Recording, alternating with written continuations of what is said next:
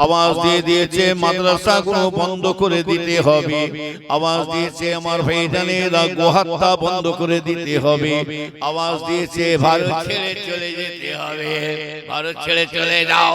কোথায় যাব? তোর মায়ের কাছে যাব না বাপের কাছে যাব? ভারত ছেড়ে চলে যাব। গরু গোশি হিট দেখবি তো চিবিয়ে খেয়ে হলো একদম। কিসের গরম দেখাচ্ছ বন্ধুকে? ওটা আমরাও দেখাতে পারি। আমার ইসলাম ওটা শিক্ষা দেয় না। ইসলাম মানে কি? এই ইসলাম মানে কি? শান্তি, অশান্তি নয়। ইসলাম আমাদের অশান্তি শেখায়। আজ পর্যন্ত কোন কিতাবে কোন হাদিসে দেখাতে পারবে না, কোন ওয়াজে নসিহতে কোন পীর ওলি মুলি সাহেব ওয়াজে প্রমাণ দিতে পারে না রাসূল পাক কারো গায়ে হাত তুলে দিয়েছে। কোন রাসূল পাক কাউকে গায়ে হাত তুলে দিয়েছে কিংবা কাউকে বদদোয়া করে দিয়েছে। আমার রাসূল যদি বদদোয়া নবী হতে, আমার নবী যদি প্রতিবাদ করতেন, আমার রাসূল যদি কারো গায়ে হাত তুলে দিতেন, আমার রাসূলের নামটা কিন্তু রহমাতাল লিল আলামিন আর হতে পারত না। আমার ভাইজানেরা রাসূল মার খেয়েছেন, রাসূল মার খেয়েছেন বটে। আমার ভাইজানেরা আমার রাসূলকে গালাগালি দিয়েছেন, এমন কি আমার রাসূলকে আটকুরো পর্যন্ত বলা হয়েছে। আমার ভাইজানেরা নিঃসন্তান বলে এমনকি রাসূলের সাথে বলা হয়েছে। এমন কি আমার রাসূল যখন নামাজে সিজদায় যাচ্ছেন, পচা দুর্গন্ধ উটের ভুঁড়িটাকে নিয়ে আমার রাসূল যখন নামাজে সিজদায় যাচ্ছেন, পচা দুর্গন্ধ ভুঁড়িটা উটের ভুঁড়িটা নিয়ে আমার ভাইজান রাসূলের গলায় চাপিয়ে দিয়ে হয়েছিল। মাসুম নবী, বাচ্চা নবী উঠতে পারে না। হযরতে ফাতেমা রাদিয়াল্লাহু তাআলা কি করলেন? ফাতেমা বলে, কে রে বাবা, আমার আব্বা জানের গলায় এই রকম করে আজকে কে ঘুড়ি চাপিয়ে দিয়েছে, কে অত্যাচার করেছে রে বাবা? আমার ফাতেমা ওই সময় ঘুড়িটা, পচা দুর্গন্ধ ভুঁড়িটা গলা থেকে তুলে দিলেন। নবীর উম্মতেরা কম অত্যাচার করে না, কম জুলুম করে না, কিন্তু রাসূল পাককে কিন্তু মার খেয়েছে, কিন্তু মার খাওয়া সত্ত্বেও শুনে রেখে দেন আমার রাসূল কাউকে বদদোয়া করে না। রাসূল বরঞ্চ তাদের জন্য আমার রাসূল দোয়া করে দিয়েছিলেন। আরে বদদোয়া করে দিলে কবে ধূলিসাৎ হয়ে যেত। একটা দুনিয়া কাফের পয়দা হতো। আবু জেহেল তো দূরের কথা, আবু জেহেল তো দূরের কথা, একটা দুনিয়াতে একটা বেধর্মী জন্ম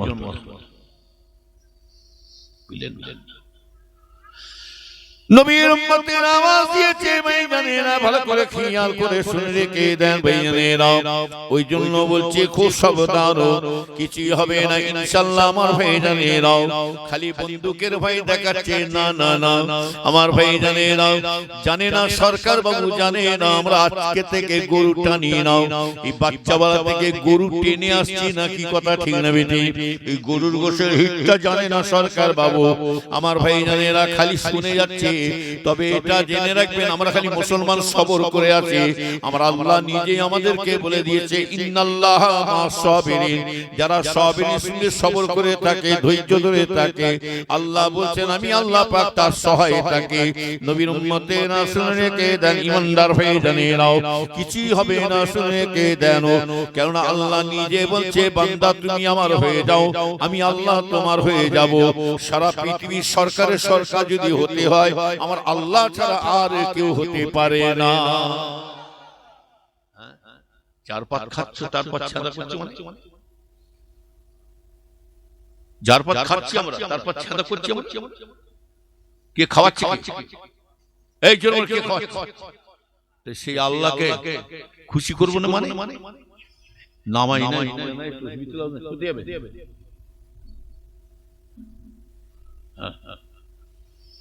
নবীর উম্মতেরা শুনে রেখে দি ভাইজানেরা, ভালো করে খেয়াল করে শুনে রেখে দেন। ওই জন্য বলছি ভাইজানেরা কিছুই হবে না, শুনে রেখে দেন আমার ভাইজানেরা। তার মানে সরকার বাবু বুঝতে পারছেন না, সারা ভারতের মধ্যে সবথেকে শান্তি রাজ্য যদি হতে হয়, সারা ভারতের মধ্যে সবথেকে শান্তি রাজ্য আমার ভাইজানেরা এই পশ্চিম বাংলাটাই ছিল। পশ্চিম বাংলাটা ছিল 70-80 বছর বুড়োকে আমার একটা মুসলমান ভাই, একটা 70-80 বছর হিন্দু ভাইকে দুজনকে দাঁড় করিয়ে দুজনের কাছে কথা শুনে এলেন যে আপনাদের এত বয়স হয়েছে জীবনে কখনো এই পশ্চিমবাংলা অশান্তি দেখেছিল? হিন্দু মুসলমান যে যার ধর্ম পালন করত, একসঙ্গে উঠা বসা, খাওয়া দাওয়া, চলাফেরা, হাসি মজা সবকিছু করতো, খেলাধুলা, হ্যাঁ ক্লাবে চায়ের দোকানে বসে হাসি মজা। ওরাও সুখে, ওরাও শান্তিতে, যে যার চালায়। যেমন ঢুকে পড়েছে ঠিক সরকারের শুরু করেছে, বুঝতে পারছি না। শান্তি জায়গাটা কিছু নেতাদের থেকে কষ্ট হচ্ছে, যেমন এক্ষুনি সিগন্যাল দিয়ে দিয়েছে, সিগন্যালের উদাহরণ দিয়ে দিচ্ছে। মানে আমাদের মুসলমান, হিন্দু, মুসলমান, খ্রিস্টান জীবনে কি সুন্দর আরামে বেড়াচ্ছে, কিছু নেতাদের থেকে না তাদের কষ্ট হচ্ছে। তার মানে কুত্তার খাওয়া দেখতে পারে না, ওই যে যেমন ঢুকলো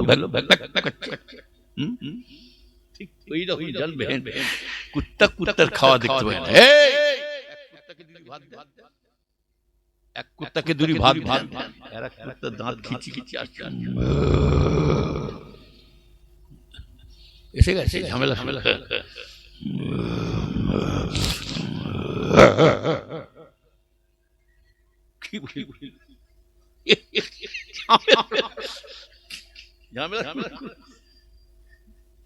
আর এই যে খাচ্ছে না, এই যে খাচ্ছে না, কি বলছে এই সময় জেলে দিয়ে, নাহলে কেউ ঝামেলা ঝামেলা খেতে দেবে না সুখে।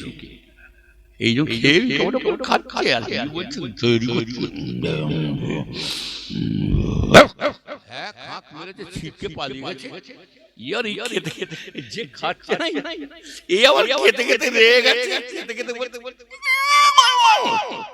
বলে আমি খাচ্ছি, তোর বাবার সরকার চাইছে মুসলমানদেরকে তাড়িয়ে দিয়ে গপ গপ করে খাবো, সে ঘুরে বালি খালি চুপ করে বসে আছে। আমরা শেকরা টুকটাক কামারের এক ঘা, আমরা কিচ্ছু বলবো না। ভারত যদি ছেড়ে যেতে হয়, গরুর গোশের হিট চলবে কি? সরকার বাবু জানেন না, গরু সব খেয়ে ফেলি আমরা, চামড়াটা ফেলে দিয়ে না, আবার কান, জিভ, নাকটা, কান চোখটা বাদ দিয়ে জিভটাকেও চিবিয়ে খেয়ে ফেলো। কি খেচ্ছে রে? আবার মাথাটাকে চিবিয়ে খেয়ে ফেলেছে। মাথা মাথা কি খেচ্ছে রে? ন্যাসটাও খেয়ে নিয়েছে, ন্যাসটাও খেয়েছে, চারটে ঠ্যাংও খেয়ে ফেলেছে, চারটে ঠ্যাং। গুটাকে সাফ করে বুড়িটাকে ছাড়ে। আল্লাহ যদি মুসলমানদেরকে মানুষ খাওয়া যদি হালাল করতো, আল্লাহ যদি মানুষকে যদি আল্লাহ খাওয়া হালাল করতো, এই ফাঁকা রাস্তা দু চারটে যাবে গিয়ে বিসমিল্লাহ আল্লাহু আকবার গুনাহ করে খেয়ে বলবো।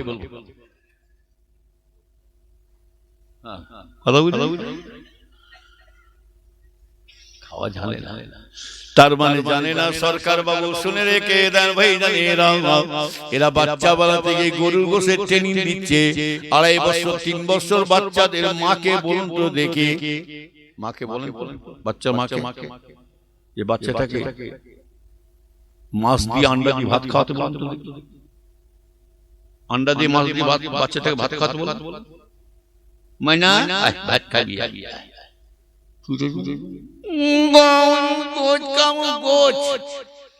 বুঝতে পারছেন তো? গোছ খাবে। এক একটা বয়স্ক লোককে জিজ্ঞাসা করুন, 10-12টা গরু একা খেয়ে বসে আছে।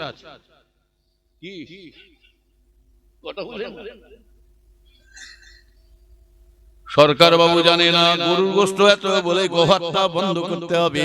আর আমিও বলছি গরুর গোশত খাবো না, নিয়ে যাও।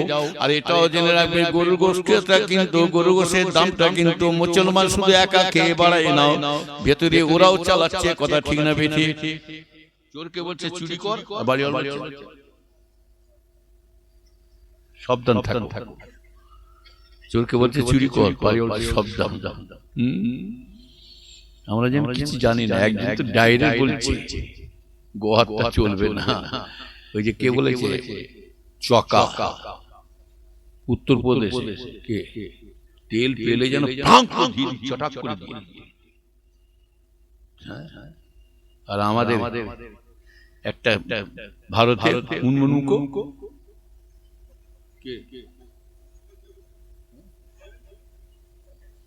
অমিত শাহ, আর আমাদের সাদা বাঁধো প্রধানমন্ত্রী।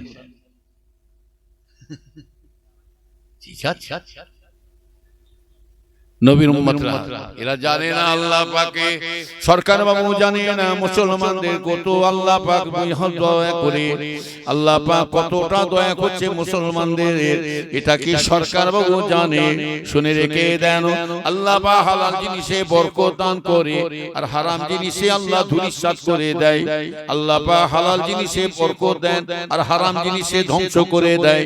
তার প্রমাণ হলো দেখে এলেন একটা আমার ভাই জানিয়ে নাও, তার প্রমাণ সরকার বাবুকে দিচ্ছে। একটা শুকুরের বাচ্চা বছরে কটা হয়? শুকুরের বাচ্চা কটা হয়? 7-8টা। বাংলাদেশ থাকো না শুকুর চেনেন নাকি?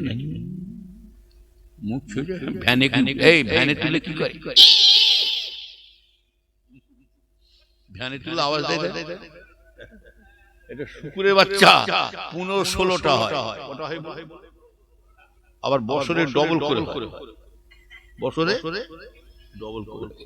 আর একটা কুকুরের বাচ্চা কটা হয় বছরে? 4-5টা। হ্যাঁ, আর একটা গরুর বাচ্চা বছরে কটা? সরকার বাবু জানে না বছরে একটা করে গরু আল্লাহ দান করে। নবীর উম্মতেরা শুনে রেখে দেন, আল্লাহ পাক হালালে বরকত দিচ্ছে দেখে এলেন। বছরে একটা করে গরু হচ্ছে বটে, কিন্তু এই মুসলমান কোটি কোটি কোটি কোটি সারা পৃথিবীতে কোটি কোটি করোড়পতি সব গরু কুরবানি করে জবাই করে গরু কুরবানি দিচ্ছে, গরু খাচ্ছে। হাঁকি নজরে বলুন। শুধু তাই নয়, আমার ভাই জানে না বাপ মারা গেলে মা মারা গেলে সবে করে গরু জবাই করে খানা তৈরি করে লোকজনকে খানা খাওয়ায়। শুধু তাই নয় ভাই জানেরা, ছেলের খাতনা দেবে, মুসলমানি দেবে। আমার ভাই জানেরা মেয়ের কান বিদুনি করবে, নাক বিদুনি দেবে, খুশি করে লোকজনকে খানা করে খাওয়াচ্ছে। শুধু তাই নয়, এই জলসা মাহফিল কত জায়গায় জলসা মাহফিল করে গরু জবাই করে খানা হচ্ছে বলুন তো। শুধু তাই নয়, প্রতিদিন সকালবেলা উঠে দেখবেন কসাই খানায় কতটা কত করে গরু জবাই হচ্ছে। প্রতিটা কসাই খানা কটা করে গরু জবাই হচ্ছে। বুঝতে পারছেন, এই মুসলমান যত গরু খাচ্ছে আল্লাহ তত হালাল জিনিসে বরকত দান করে যাচ্ছে। আল্লাহ দিলে পুরোই নেই আর বান্দা দিলে পুরোই না। খাবি কি ঝাঁঝে মরে মরে। তবে জেনে রাখবে ভাই জানেরা, ভালো করে খেয়াল করে শুনে রেখে দেন, এই ভারতের মধ্যে শুনে রেখে দেন মুসলমানের ছেলেরাও শুনে রেখে দেন, এই ভারত নিয়ে টানাটানি করছে। এই ভারত কিন্তু স্বাধীন করেছে, শুনে রেখে দেন আমার ভাই জানেরাও, আমার ইমানদার ভাই জানেরা। 62% না 66% মুসলমান ছিল, বাকি সব ওদের দল ছিল ভাই জানেরাও। এই মুসলমানরা রক্ত দিয়ে, জান দিয়ে, জীবন দিয়ে, রক্ত দিয়ে তারা আজকে ভারতকে স্বাধীন করে গেছে। ভারতের জন্য স্বাধীন করার জন্য মুসলমানরা রক্ত দিয়ে চলে গেছে। আর এখনো সরকার বাবুকে জানাচ্ছি, সরকার বাবু শুনে রেখে দেন, ভারত ছেড়ে যাচ্ছি না, যাব না। তবে জেনে রাখবেন, এই ভারতের মধ্যে যদি কোনো আক্রমণ আসে, বিপদ আসে, এখনো মুসলমানরা এখনো তারা রক্ত দেওয়ার জন্য তৈরি হয়ে আছে। কিন্তু তবু রক্ত দেবো, জীবন দিয়ে দেবো, তবু ভারত ছাড়ছি না, ছাড়বো না। কথা ঠিক না? এখনো ভারতের জন্য জীবন দিয়ে দেবো। এই দেশ আমার। হ্যাঁ, নবীর উম্মতেরা শুনে রেখে দেন ভাই জানেরা, শুনে রেখে দেন, এই ভারতের মধ্যে ইসলামের আলো জ্বললো কি করে জানেন? এই ইসলামের নমুনা ছিল, কারো শিলায় হলো ইসলামের বাতি জ্বললো কি করে? আমার ভাই জানেরা, আল্লাহ নবী তো জানে বাদশাহ গরিবের নামাজকে খাজা হুজুরকে পাঠালেন, এই মঈনের দিন চলে যাও, আমি সারা পৃথিবীতে ইসলামের আলো জ্বালিয়ে সারা পৃথিবীতে ইসলামের দাওয়াত দিয়ে দিয়েছি, সারা পৃথিবীতে ইসলামের আলো প্রচার করেছি বটে, কিন্তু সর্ব জায়গায় গেছি, কিন্তু আমি রাসূলুল্লাহ একটা জায়গায় যেতে পারি না, একটা জায়গায় যেতে পারি না। সেই জায়গাটার নাম হলো, এটা হলো ইন্ডিয়া। এই ভারতে আমি আসছি, আর আব্বা বাপ আদম আলাইহিস সালামের জন্মস্থান কোথায় বলতে পারবেন? আদম আলাইহিস সালামের জন্মস্থান এই ইন্ডিয়ার মধ্যে। কোথায় জন্মস্থান? এই ভারতের মধ্যে সুন্দিয়া বলে একটা দেশ। আব্বা মাকে দুদিকে ফেলে দিয়েছিলেন পায়খানা করার পরে, একটা হচ্ছে জেদ্দা, একটা হচ্ছে সারাহান। সেই জন্য সুন্দিয়া বলে একটা জায়গা আছে ভারত। কথা বলে নবীর উম্মতেরা ভালো করে খেয়াল করে শুনে কে দানি বান্দা বেয়েরা খাজা মাইনুদ্দিন চিশতি আজমির রহমাতুল্লাহ আলাইহি কি যখন আল্লাহ রাসূল বললেন খাজা মাইনুদ্দিন চলে যাও, আমি ভারতের মধ্যে কিন্তু সব জায়গায় গেছি, ভারতে যেতে পারলাম না, আমি রাসূলুল্লাহ হুকুম দিচ্ছি চলে যাও, ইসলামে প্রচার শুরু করে দাও, ইসলামের দাওয়াত দিয়ে দাও। খাজা মাইনুদ্দিন সেই সময় রাসূল পাককে কি বলেছিল জানেন? ইয়া রাসূলুল্লাহ, ইয়া হাবিবাল্লাহ, হুজুর বিয়াদি মাফ করবেন, আপনি আমাকে পাঠিয়ে দিচ্ছেন, আপনার রওজা থেকে আমাকে চলে যেতে বলছেন। ইয়া রাসূলুল্লাহ, ইয়া হাবিবাল্লাহ, হুজুর আমি খাজা মাইনুদ্দিন চিশতি হুজুর আমি চিন্তা করেছিলাম আপনার রওজাতে থাকবো, আপনার কাছে সব সময় থাকবো। ইয়া রাসূলুল্লাহ, হুজুর সব সময় আপনার সঙ্গে দেখা সাক্ষাৎ হবে। ইয়া রাসূলুল্লাহ, হুজুর আপনি আমাকে চলে যেতে বলছেন, আর তো আপনার সঙ্গে দেখা সাক্ষাৎ আর হবে না, হুজুর আমার দ্বারা কি আর আপনাকে দেখতে পাবো না? আল্লাহ রাসূল নবী বলেছিলেন, বাবা মাইনুদ্দিন চলে যাও, বাবা মাইনুদ্দিন চলে যাও, আমি রাসূলুল্লাহ বলে যাচ্ছি চলে যাও, তুমি ইসলামের দাওয়াত দিতে চলে যাও, ভারতের মধ্যে চলে যাও, আমি রাসূলুল্লাহ বলেছি ইসলাম প্রচার করতে করতে যখনই তোমার আমার কথা শুনতে আসবে, ইসলাম প্রচার করতে করতে যখনই আমার কথা মনে আসবে, ইয়াদ আসবে, স্মরণ আসবে, আমি রাসূলুল্লাহ সেই সময় তোমার সামনে হাজির হয়ে যাব। রাসূলুল্লাহ তোমার সামনে হাজির। কি ঘুমাবেন না? এখন চেয়ারে ঘুমাচ্ছে, ভালো নাই। তাকবীর নারে তাকবীর। আর বেশি লম্বা আসুন নবীর দরবারে সালাম পৌঁছে দিই। ইয়া নবী সালামু আলাইকা ইয়া রাসূল ইয়া হাবিব সালামু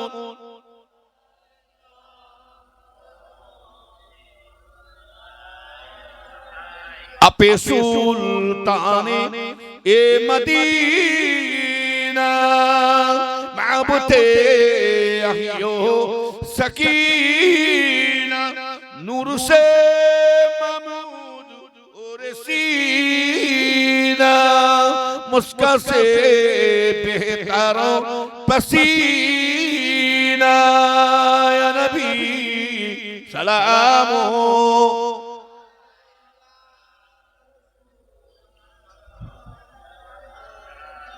কমিটিরা তাবারক নিয়ে আসো। আর দেরি করলাম, ঠান্ডার সময় বহু ঠান্ডা পড়ছে, আর বেশি লম্বা করলাম। কমিটিরা প্যাকেট নিয়ে চলে আসো। এই যারা রাস্তাঘাটে ঘুরে বেড়াচ্ছে দিগুদি, একবারই তাবারক দেওয়া হবে, প্যান্ডেলে বাইরে থাকলে দেওয়া হবে না। সব ভেতরে ঢোকো, বাড়িতে যারা দিগুদি যাচ্ছে সবাই চলে আসো। দুরূদ শরীফ আল্লাহুম্মা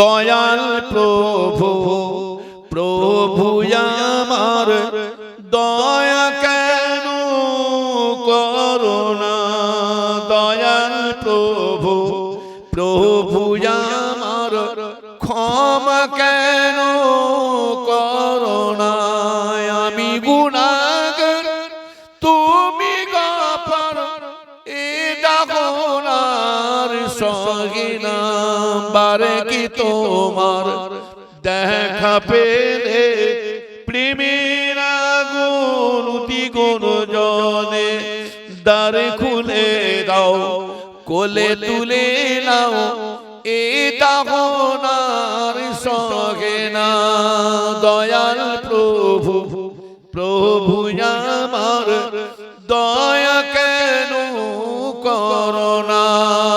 আল্লাহুম্মা একটু আগে গেছে তাবারক দিয়ে হবে একটু আগে গেছো হ্যাঁ ভেতরে ঢোকো তাবারক একবারই দিয়ে হবে আর দ্বিতীয়বার দিয়ে হবে সব ভেতরে ঢোকো আমার ইমানদার ভাই যাই হোক আর বেশি লম্বা ওয়াজ আল্লাহ করে সারা জীবন তাহলে আব্বা মাকে কটা খাইয়েছে 8টা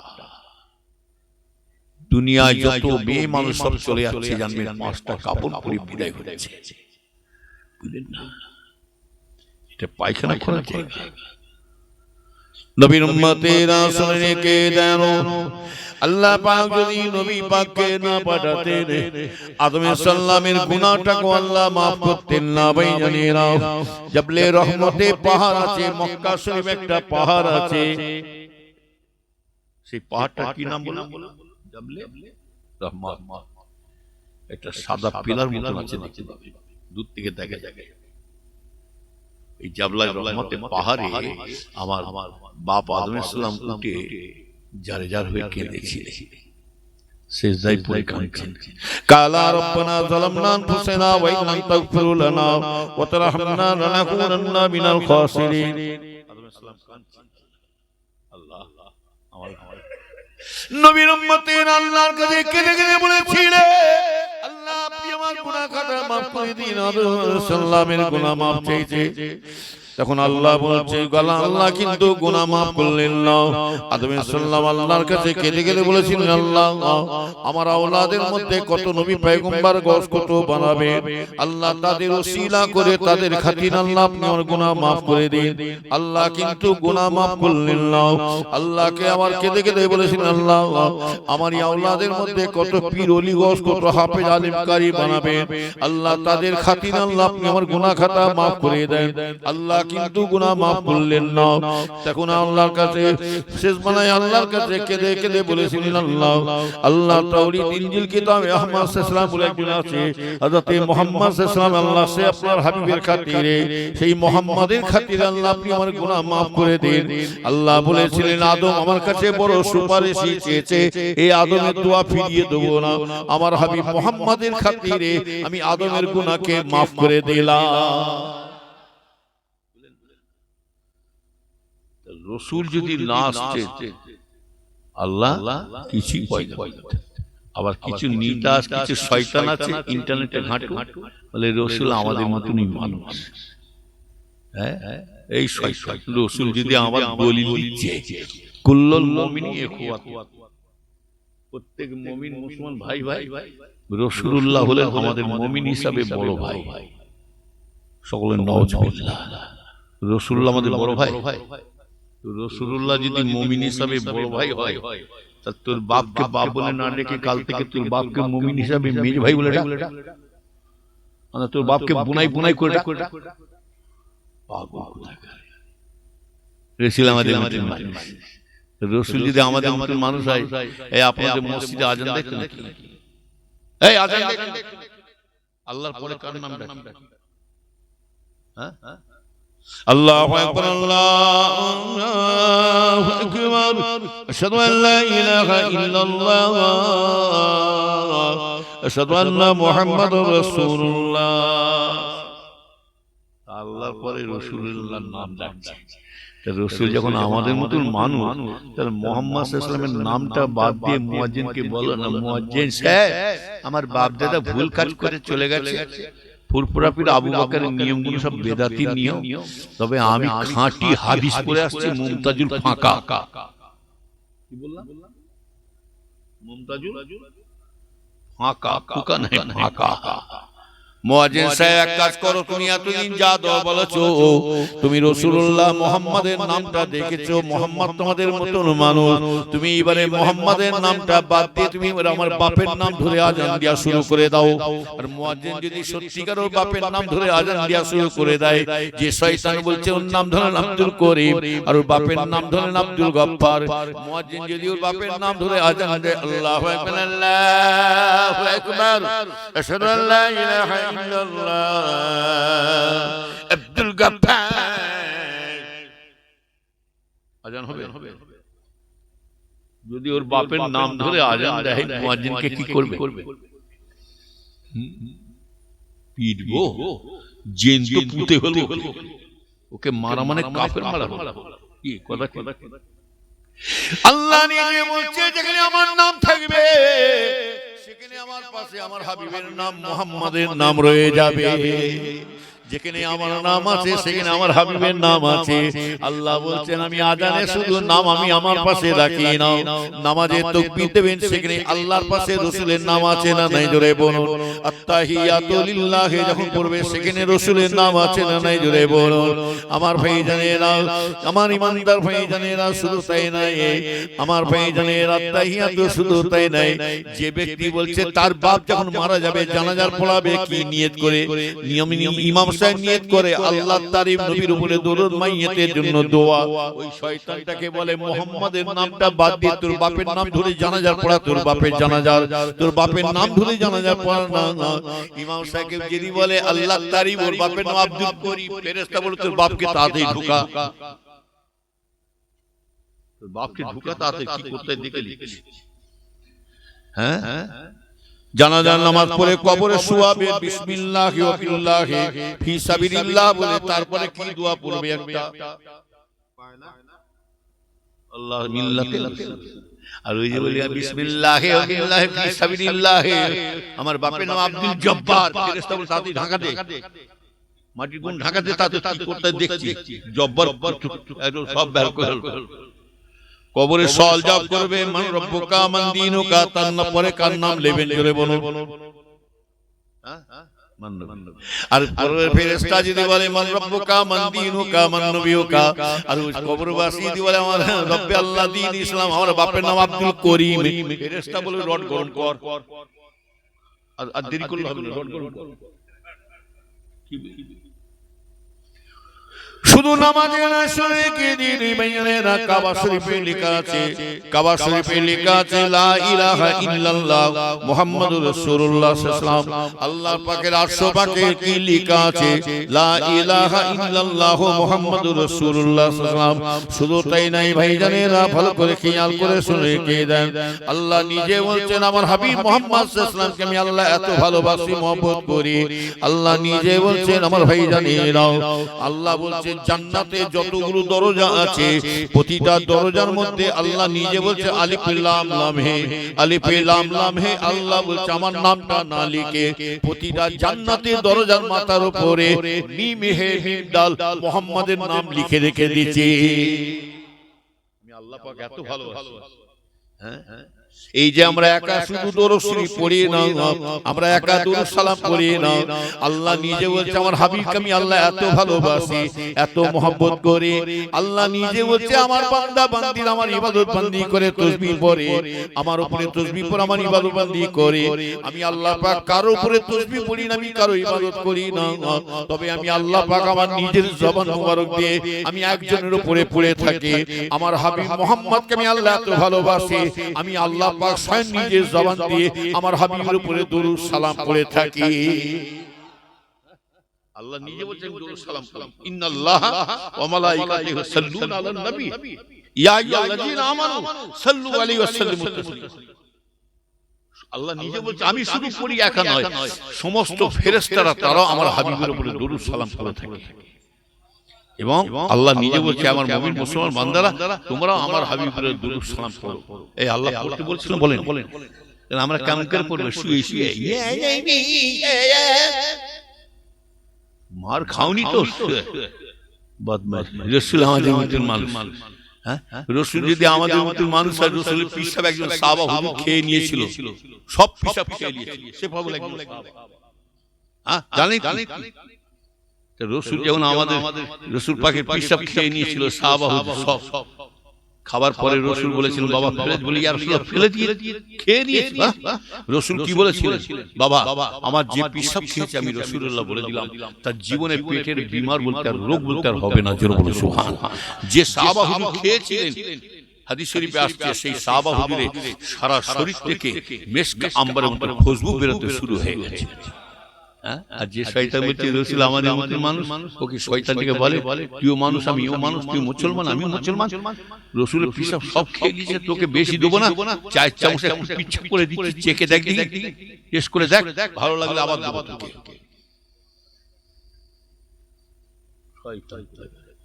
হ্যাঁ রেছিল আমাদের আমাদের শরীর দিয়ে যখন ঘাম বেরো কি রসুল পাকের যখন পসিনা ঘাম বেরোতো এই কোথায় যাচ্ছে বাড়ি যাবে চলে চলে দোয়া কি হবে চলে যাচ্ছে দাঁড়ান একটু শেষ করে দেবো এ বলছে সিগন্যাল ডিপেল বলছি চলে হ্যাঁ আমার ভাই যাই হোক এখনই শেষ করে দেবো ঠান্ডার সময় তো হ্যাঁ চলু বললে হবে চালানো লোককে তো পাতে হবে তকবীর নারে তাকবীর। আমার ভাই রসুল পাকের ঘাম যখন বেরোতো পসিনা মানে ঘাম আমার রসুলের ঘাম থেকে মেশক আম্বরের মতো খুশবু বেরোতে থাকতো জোরবন সুবহানাল্লাহ আর আমাদের ঘাম থেকে বেল ফুলের খুশবু বেরোয় তাই না এত সুন্দর খুশবু বগলে হাত ঢুকে শুঁকেন না হেভি সেন্ট বেরোয় পাঁঠা দেখেছেন পাঁঠার থেকে কঠিন গুয়ে গেছে নবীর উম্মতেরা শুনে রেখে দি ভাইজানেরা, বেশি লম্বা নয় ভাইজানেরা। তাহলে এই ভারতের মধ্যে ইসলাম প্রচার করার জন্য আমার ভাইজানেরা শুনে রেখে দেন, খাজা গৈরিমি নামাজকে আল্লাহ পাঠালেন। আমার ভাইজানেরা ভালো করে খেয়াল করে শুনুন, আল্লাহর পরে সম্মান হচ্ছে রাসূলুল্লাহর সম্মান, আর রাসূলের পরে সম্মান কার সম্মান বলুন তো দেখি? রসুলের পরে কার সম্মান?